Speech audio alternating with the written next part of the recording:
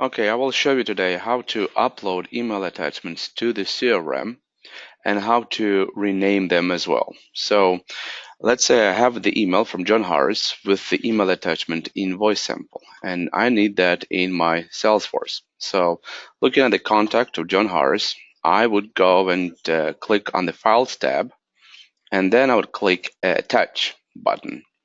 So now I will wait for this attachment to be uploaded to my Salesforce. Now I just got a message that attachment was successfully saved.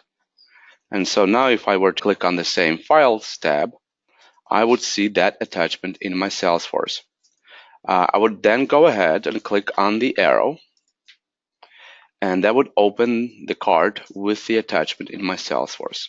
And using this option, I can rename this attachment so it would be named with whatever name I have chosen for it. Let's say invoice to be paid by the end of the month.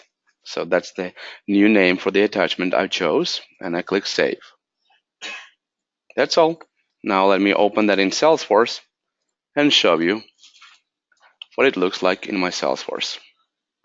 So you see the new attachment name, and now I can go to the contact of John Harris, scroll down to Notes and Attachments, and here we are. The new name was shown in my Salesforce record.